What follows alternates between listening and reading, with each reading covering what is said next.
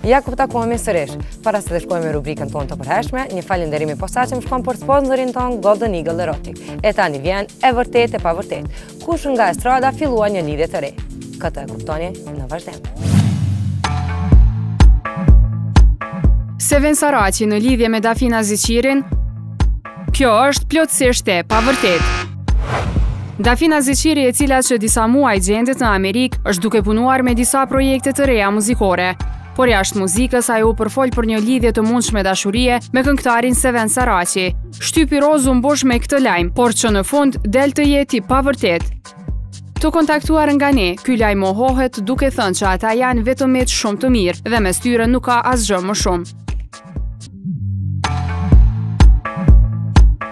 Lyrical Song braktis muzikën për Amerikë, kjo është plotësisht e pavërtet. Lyrical Song këto ditë ka ateruar në Shtetet e Bashkuara të Amerikës, ku ka shkuar për disa çështje personale, pas një vere të ngjeshur me koncerte e performanca të shumta, siç duket I erdhi koha edhe festimit të J-Pak Rehati. E këtë më së miri e bën në krahët e të dashurës së tij, e cila që disa vite jeton në Amerikë.